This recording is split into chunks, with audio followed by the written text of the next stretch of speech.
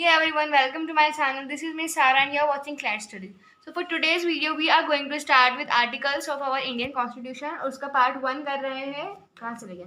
Part 1 कर रहे हैं और as we all know कि आर्टिकल पार्ट 1 के अंदर आर्टिकल 1 से लेके 4 तक आते हैं.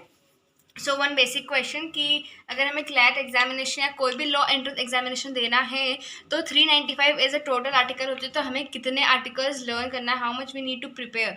सो for my suggestion is to for all you people is just और firstly go for part 1, part 2, part 3. इन तीनों पार्ट को बहुत अच्छे डीपली एनालिस कर लीजिए. You need to be a very perfect in this. और साथ ही साथ also going to cover some basic more is what can say important articles for your examination. जैसे एक DPSP का इंपॉर्टेंट लगता है आर्टिकल्स, प्रेसिडेंट एंड गवर्नर, तो हम वो सारे स्टार्ट करें. So let's begin. So listen, तो ये हमारी फर्स्ट लाइन है कि what does the article 1 says. It says that India that is Bharat shall be union of state.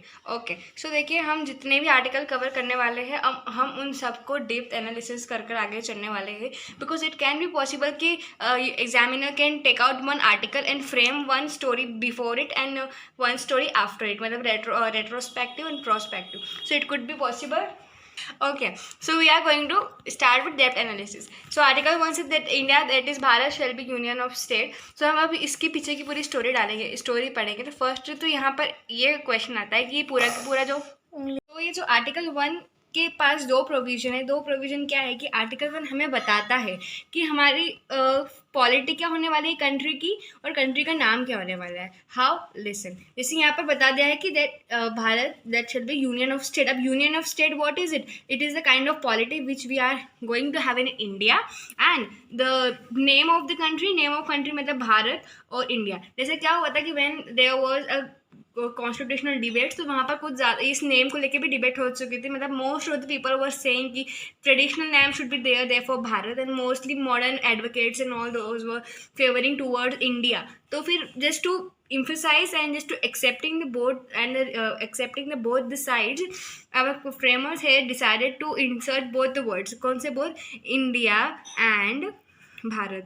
therefore हमारे कॉन्स्टिट्यूशन में इंडिया और भारत को इक्वली इंपॉर्टेंस दिया गया है, इक्वली इम्फोसाइज किया गया है, इसीलिए उसे आर्टिकल 1 के अंदर इंसर्ट कर दिया गया है. तो इससे हमें दो प्रोविजन मिले हैं, form of government and the form and the name of the country. Okay, now let's come to the question कि भाई यूनियन ऑफ स्टेट क्यों कहा गया है. तो वही सीधी सी बात है, यूनियन ऑफ स्टेट का मतलब यूनियन ऑफ स्टेट कह के इन्होंने फ्रेमर्स ने ये बताया कि ना ही तुम्हारी कंट्री पूरी तरीके से क्या यूनिटरी है, ना ही पूरी तरीके से यूनिटरी है, और ना ही तुम्हारी कंट्री पूरी तरह से फेडरल है. Therefore quasi federal. So this is what they wanted to show us people that we are the quasi federal. So this is because this is required for our favor. Now again one question come कि union of state और वापस क्यों कहा गया था. पहला तो ये बन जाता है, दूसरे इसके दो बहुत बड़े इंपॉर्टेंट रीज़न हैं. दो इंपॉर्टेंट रीज़न ये है कि no shall can leave India by its own.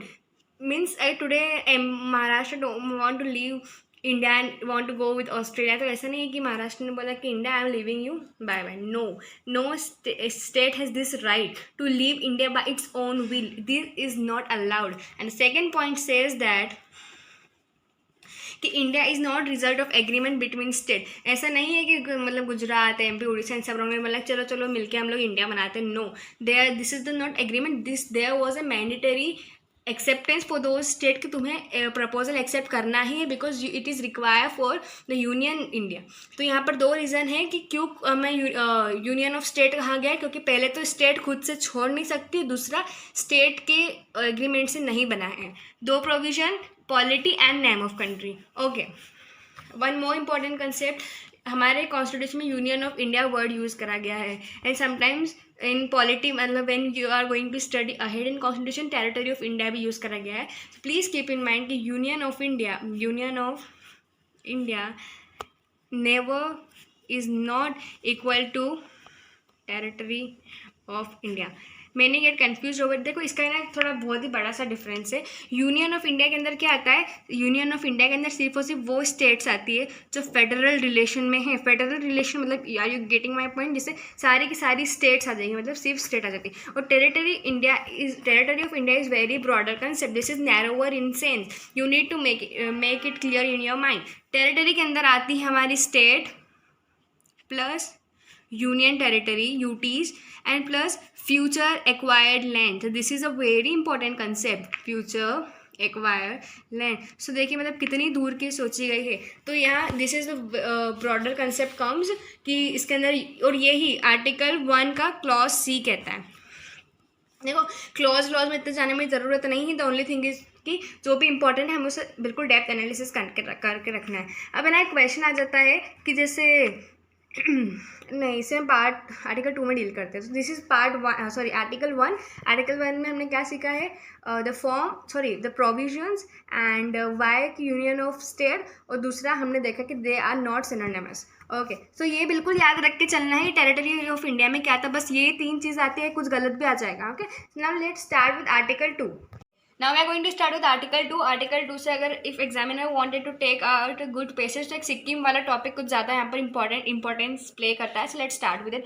Article 2 क्या बोलता है, simply articles are not so difficult things to understand. This is only the game of interpretation and the understanding. If you are having a good understanding skills, definitely you can get marks over it. Okay, parliament by law admit into union or establish new state on terms and condition as it fits. So this is a very important. ये article 2 parliament को unlimited नहीं, मतलब हाँ unlimited expanding power दे देता है किसके लिए, for organisation of state. So article 2 क्या करता है, इम्पावर्ड पार्लियामेंट. और पार्लियामेंट को किस चीज़ के लिए पावर देता है वो, for organisation of state. Means देखिए अभी हम पढ़ते हैं, ठीक है. बाय लॉ, पहली बात तो पार्लियामेंट को पावर कहाँ से मिल गई, लॉ से पावर मिली कि it can works on it, है ना, लॉ से मिली है. और दूसरी बात ये बोल दी कि on the terms and condition it fits, मतलब पावर तो लॉ से मिली है और टर्म्स एंड कंडीशन भी उसकी खुद की ही है, पार्लियामेंट की ही. सो दिस वर्ड्स आर्टिकल 2 बोलता है कि parliament can redraw the map. Redraw मतलब वापस से पूरा नक्शा बदला जा सकता है हमारे इंडिया का. आर्टिकल 2 इतनी ज़्यादा पावर देता है. Are you getting my point friends? So this is what, मतलब Article 2 gives enormous power to the parliament, to the legislature, so it can redraw the map again. मतलब इतनी ज़्यादा पावर मिलती है. अब हम आ जाते हैं सिक्किम वाले केस स्टडीज़ पे, जिसकी मैं बात कर रही थी. कि देखिए आर्टिकल 2 क्या करता है, आर्टिकल 2 अलाउज टू, जो आर्टिकल 2 है ना वो परमिशन देता है किस चीज़ की, कुछ भी इंडिया से रिलेटेड है कि कुछ भी एडिशन कर सकते हैं, स्टेट का एडिशन कर सकते हैं, सब्ट्रैक्शन एंड, मतलब आप अभी तो एडिशन लेके चलिए. और यहाँ पर जो इंपॉर्टेंट चीज़ें जो आपको ध्यान रख के चलना है कि article 2 only allows addition from outside the India. Outside India मतलब जो इंडिया का पार्ट पहले नहीं थी उसको इंसर्ट करने की बात करता है, ठीक है. और article 3 internal division, internal separation की बात करता है. बाकी आर्टिकल 2 बात करता है किसकी, एक्सटर्नल इंक्लूड्स एक्सटर्नल. तो समझ रहे हैं. तो वैसे ही सिक्किम का केस, सिक्किम में क्या हुआ था कि मतलब there was a conflict due to the some reasons. तो सिक्किम ने बोला था कि we wanted to be part of India. उन्होंने आगे रख के हमें बोल दिया था कि हमें इंडिया का पार्ट रहना है. तो क्या करा था, इंडियन गवर्नमेंट ने सिक्किम को ले लिया था अपने, मतलब इंडिया का पार्ट बना लिया था. और क्या बोल के बनाया था, associated with union. So then वहाँ पर बहुत सारे क्वेश्चन इकट्ठे हो गए थे कि भाई एसोसिएटेड विद यूनियन क्या बोल रहे थे. There is no concept in constitution of India related to associated. मतलब उन्होंने मन से ही, मतलब वहाँ की मतलब इंडिया के पार्लियामेंट में एट दैट टाइम मन से ही उन्होंने एक बिल्कुल एसोसिएट स्टेट करके कंसेप्ट डाल दिया था, जो कि बाद में चैलेंज होकर रिपील्ड हो गया था. क्यों रिपीट होता है, क्योंकि एसोसिएट स्टेट का कोई भी कंसेप्ट नहीं था. तो सिक्किम को फिर क्या किया गया था कि सिक्किम को फिर दूसरी बार में आर्टिकल 371 के तहत वापस अंदर लिया गया था और उसको फिर जाके एक प्रॉपर स्टेट माना गया था. मतलब स्टोरी ये है कि पहले सिक्किम को बोला था, सिक्किम ने बोला मुझे आना है, बाकी उसको हमने रिपील करा. कब रिपील करा है, 1975 में रिबिल्ड करा था. लेकिन क्योंकि उनके जो द फॉर्म ऑफ इंसर्ट, जो जिस तरीके से वो इंसर्ट बहुत गलत था, क्योंकि इट नेवर सपोर्ट एनीथिंग, इसलिए बोला कि एसोसिएटेड स्टेट तो बिल्कुल नहीं कहलाएगी, तुम बिल्कुल प्रॉपर प्लानिंग के साथ आओ. फिर आर्टिकल 371F के तहत वापस से सिक्किम को अंदर लिया गया. अब इससे क्वेश्चन ये आता है कि जब भी सिक्किम को इंडिया का पार्ट बनाया गया तो किस किस शेड्यूल में चेंजेस लाए गए। तो यहाँ पर आंसर आना चाहिए आपका फर्स्ट एंड फोर्थ शेड्यूल्स। अब ये बात ये आती है कि फर्स्ट और फोर्थ क्यों। देखो भाई, एक नई स्टेट इंडिया का पार्ट बनी है तो पहली बात तो है तो नेम, उसका नाम वाम इंसर्ट होएगा तो फर्स्ट शेड्यूल तो आएगा ही आएगा। अब फोर्थ में क्यों है, देखो फोर्थ शेड्यूल क्या बात करता है, फोर्थ बात करता है okay so fourth schedule talks about allocation of seat in Rajya Sabha, allocation of seat in Rajya Sabha। so definitely सी बात है कि अगर एक स्टेट इंसर्ट होती है इंडिया के अंदर और अगर पूरा इंडिया का पार्ट ही बनती है तो वहाँ से भी इलेक्शन होंगे, वहाँ से भी कॉन्स्टिट्यूएंसी इलेक्टेड होगी, वहाँ का भी रिप्रेजेंटेटिव पार्लियामेंट में बैठेगा। तो शेड्यूल फोर्थ में तो बिल्कुल बदलाव तो आने ही आने। तो इसलिए दो शेड्यूल में अमेंडमेंट हुए थे, शेड्यूल 1 और schedule 4, so you need to remember it. और ये 22nd स्टेट बने थे एट दैट टाइम 1975 में, है ना। तो यहाँ पर आप सिक्किम से रिलेटेड थोड़े बहुत फैक्ट्स याद रख के चलना है। और दूसरी क्या बात होती है कि जैसे एक्चुअली क्या होता है कि जो भी मतलब दिस इज़ अ कंसेप्ट कि जैसे फॉर एग्जांपल अभी मैं let me take with the normal example. अभी एक स्टेट है, उसने बोला है कि I wanted to be part of India, please take me. तो इंडिया ने बोला ठीक है तुम आ जाओ भाई। इंडिया ने लिया, लेकिन किस तहत लिया, आर्टिकल 2 के साइड से लिया, क्योंकि आर्टिकल 2 एम्पावर्स करता है external part outside the India. उसने बोला कि ठीक है तुम आ जाओ। अभी एक स्टेट इंडिया का पार्ट तो बन गई है, लेकिन अब इस एक स्टेट को कितनी पावर ग्रांट करना है, कितनी मतलब इसको कितना फेडरेशन में लेना है, कितना उसको रेवेन्यू देना है, ये सारे हक किसके पास रहता है, पार्लियामेंट के पास रहता है। ओके सो ऐसा नहीं कि एक स्टेट आ जाइए 4 दिन बाद बोल रही है कि मुझे फेडरेशन का पावर बनाओ, हमारी सरकार आएगी हम करेंगे, नो। मतलब ये अगर मतलब जो पार्लियामेंट है, parliament can limits over the power of a newly establish state in India. So कुछ भी अगर आपके पास एक मतलब एक पैसेज बेस्ड कंडीशन या सिचुएशन आती है कि एक स्टेट इंसर्ट हुई है और उसको पार्लियामेंट पावर नहीं दे रही है कुछ दिनों तक, तो क्या ये हमारे स्ट्रक्चर से बाहर है, यूनियन ऑफ स्टेट के स्ट्रक्चर के अगेंस्ट हो रहा है? तो नहीं हो रहा है, क्योंकि भाई अभी तो तुम न्यूली आए हो, you need to take time to establish your roots. So you can not directly go and say to the government of any country कि भाई हम तुम्हारे पार्ट बने इसलिए हमको पावर दो। तो यहाँ पर हमको नो करके आना है, येस करके आना है कि yes the parliament has right to do it. तो सारी टर्म्स एंड कंडीशन हमारे कॉन्स्टिट्यूशन में है। Now let's start with article 3। Article 3 क्या बोलते हैं, देखो मैं सारे मतलब आर्टिकल्स तो बिल्कुल word to word you can go and found out on YouTube Google and in your book. So मैं सिर्फ आपको बेसिक डेप्थ एंड अंडरस्टैंडिंग दे रही हूँ। तो आर्टिकल 3 बोलता है कि parliament by law form new state by separation of territory from state और बाय यूनाइटिंग।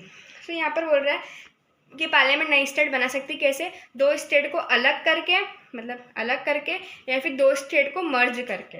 ओके लेकिन यहाँ पर एक और कंडीशन दे दी है कि विद इन द टेरिटरी से क्या मतलब होता है कि इंडिया के अंदर ही, मतलब now you are getting my point. Article 2 है, आर्टिकल 2 जो हो रहा है, article 2 talks about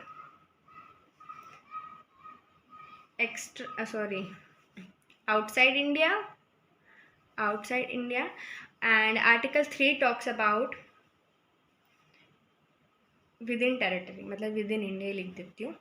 so this is the major difference. तो कुछ भी इधर उधर कुछ ट्विस्टेड क्वेश्चन आता है और अगर ये 2 टर्म दिखते हैं तो आपको you need to give a quick reminder to your mind कि भाई इनसाइड की बात हो रही है तो चलो 3 में जाओ, आउटसाइड की बात हो रही है तो आर्टिकल 2 पे जाओ। ओके सो विद इन, हाँ अब यहाँ पर आर्टिकल 3 क्या बोलता है कि इंक्रीजेस, डिमिनिशेस, है ना, change the boundaries, change the names, areas, alter, ये सारी आर्टिकल 3 एम्पावर्स करता है पार्लियामेंट को करने के लिए।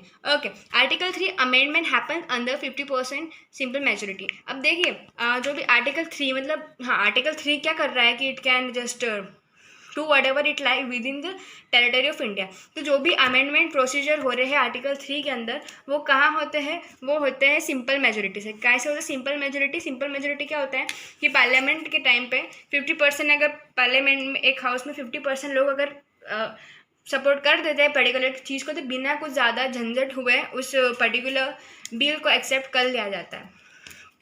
अब आर्टिकल 3 मतलब जो भी अमेंडमेंट प्रोसीजर है related to states and all the stuff article 3 के अंदर ये आते हैं और सिंपल मेजोरिटी से होते हैं। और दूसरी बात है इसे either house can be done, मतलब लोकसभा राज्यसभा कोई भी इसको इशू कर सकता है। जैसे यहाँ पर एक प्रोसीजर दे रखी है, जैसे फॉर एग्जाम्पल एक पर्टिकुलर एक्स मिनिस्ट्री, उसने हम क्या कर रहा है कि वो चाह रहा है कि मध्य प्रदेश का नाम चेंज कर देते हैं, उसका नाम वाई रख देते हैं। एक्स ने बोला इधर इधर करते हैं अच्छे से अपन, एक्स मिनिस्ट्री मतलब ग्रुप ऑफ पीपल, उसने क्या बोला यार कि एमपी का नाम बदल के अपन कर देते हैं वाई। ठीक है भाई कर दो, मतलब ऐसा उन्होंने डिसाइड करा। अब इन्होंने क्या करा है कि ये जो उनका प्रपोजल है ना लॉ मिनिस्ट्री को पहुंचा दिया, लॉ मिनिस्ट्री को पहुंचा दिया। क्या बोला कि भाई हमको नाम चेंज करना है, we need to change the name change करना है, अपील लेकर चले गए। फिर क्या हुआ कि ऐसे कैसे लॉ मिनिस्ट्री ने जो भी इनको थोड़ी बहुत फॉर्मेलिटी करनी इसको प्रेसिडेंट के पास पहुंचा दिया। प्रेसिडेंट ने क्या करा, इसको पहुंचाया स्टेट लेजिस्लेचर को। किसकी स्टेट लेजिस्लेचर? ऑफकोर्स एमपी, क्योंकि एमपी से रिलेटेड काम हो रहा है। अब इसके ऊपर स्टेट लेजिस्लेचर मतलब एमपी अपना डिसीजन देगी कि हाँ भाई हमारा नाम चेंज करो या मत करो। बाकी वो डिसीजन बाइंडिंग नहीं है। अगर एमपी ने बोला कि मत करो फिर भी प्रेसिडेंट तो उसको अपनी मर्जी का ही करेगा। Decision is not binding. बस उनका ना दिल रखने के लिए पूछ लेते कि भाई तुम्हारा नाम बदले कि नहीं बदले, फिर फैसला किसके ऊपर रहता है, अपने प्रेसिडेंट के ऊपर है। तो ये क्वाइट प्रोसीजर रहती है। ओके, तो article 3 is all about it. कुछ ज़्यादा ना तो झंझट का नहीं, आर्टिकल 3 भी हो गया है। थोड़े से fact. So now 1-2 question for you people कि अगर यूटी को ऐड करना है तो यूटी को ऐड करना है तो किसकी प्रायर परमिशन लेना पड़ेगी। तो देखो अगर यूटी को ऐड करना है तो किसी की परमिशन की ज़रूरत नहीं है, ना ही रिकमेंडेशन की ज़रूरत है। डायरेक्ट प्रेसिडेंट उसे कर सकता है क्योंकि this is under the president. और एडमिनिस्ट्रेशन भी कौन करता है? हमारे यूटी का president. So this is all about article 3। हमने आर्टिकल 3 भी कर लिया। देखिए फ्रेंड्स, वी आर जस्ट हम कर लेंगे, so easy, we don't have to take so much tension of it. Now article 4 क्या बोलता है? देखो same, I have not written word to word. जहाँ पर मुझे लगता है कि वर्ड टू वर्ड लिख के समझाना है तो मैं वैसे आ जाती हूँ, और जहाँ पर मुझे लगता है कि I need to save your time तो फिर मैं डायरेक्ट कॉन्सेप्ट के साथ ही आती हूँ। आर्टिकल 4 क्या बोलता है कि no such law shall be deemed to be amendment of this constitution for the purpose of article 368। देखो आर्टिकल 2 और आर्टिकल 3 में अमेंडमेंट आते हैं। क्या अमेंडमेंट आएंगे? देखो आर्टिकल 2 क्या बोल रहा है? रीड्रॉ द मैप बोलता है। तो आर्टिकल 2 ने थोड़ी प्लेस चेंज कर दी अपनी, एमपी गुजरात की थोड़ा, मतलब जैसे ओके, आर्टिकल 2 ने क्या करा, ऐसा अपना एमपी है तो आर्टिकल 2 ने थोड़ा एमपी को ऐसा कर दिया। सॉरी एमपी नहीं, इंडिया को। Just don't take it serious, सिर्फ एग्जांपल दे रही हूँ मैं अंडरस्टैंडिंग के लिए। और आर्टिकल 3 ने क्या कर दिया? 4-5 स्टेट्स के नाम बदल दिए। तो ये तो एक तरह के अमेंडमेंट ही हुए ना। अमेंडमेंट क्या हुआ? चेंज हो गया, काय में चेंज हो गया? कॉन्स्टिट्यूशन में चेंज हो गया। अभी अमेंडमेंट हो गए। तो भाई क्या कह रहा है आर्टिकल 4 कि तुम जितने भी अमेंडमेंट होते हैं,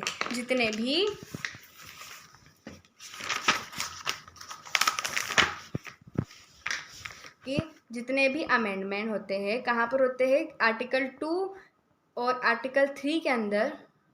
वो अमेंडमेंट आर्टिकल 368 के अंदर नहीं आएंगे। ओके, अब 368 क्या है? देखिए माय फ्रेंड, आर्टिकल 368 डायरेक्ट बोलता है कि सारे अमेंडमेंट मेरे अंदर आएंगे। Article 368 only talks about amendment procedure. It talks about amendment procedure, जैसे सिंपल मेजोरिटी, स्पेशल मेजोरिटी और स्पेशल मेजोरिटी पर रेटिफिकेशन। तो आर्टिकल 368 उसकी बात करते हैं। तो ये आर्टिकल 4 ऑफ इंडियन कॉन्स्टिट्यूशन साफ मना कर देता है कि मेरे अंदर आर्टिकल 2 और आर्टिकल 3 से रिलेटेड जितने भी अमेंडमेंट हैं वो इसमें नहीं आएंगे। क्यों भाई? क्योंकि यार ये तो नॉर्मल सिंपल मेजोरिटी से होते हैं। तो तुम इतना ज़्यादा बर्डन मत डालो आर्टिकल 368 पे। अगर जितने भी तुम चेंजेस ला रहे हो, जितने भी तुम अमेंडमेंट आर्टिकल 2 और आर्टिकल 3 की मदद से ला रहे हो, उसको तुम इसके अंदर नहीं डालोगे। बस इतना ही है। देखो एक बार ये पढ़ लेते हैं। आर्टिकल, मैंने हिंदी में ही लिखा है, आर्टिकल 3 एंड आर्टिकल 2 के changes not considered an amendment of article 368, inserting और subject state not as amendment of constitution. और जो आर्टिकल 368 है वो सिर्फ और सिर्फ कॉन्स्टिट्यूशनल अमेंडमेंट की बात करता है और इसे कॉन्स्टिट्यूशनल अमेंडमेंट नहीं समझा जाता है। So my friend, this is for today's video. If you like my video don't forget to like and subscribe my channel. और मैं बता रही हूँ कि ये 4 हो गए, हमारा पार्ट 1 हो चुका है। अब आपको क्या करना है? Once go with your books and question related to it and solve it. और वंस मोर थिंग, मैं आर्टिकल बिल्कुल वर्ड टू वर्ड डेफिनेशन नहीं लिख रही हूँ। So you can go and check on your books कि क्या वर्ड टू वर्ड लिखा है। बाकी मैंने बिल्कुल पूरा अच्छे से कवर करवा दिया है। So stay healthy, stay happy, bye.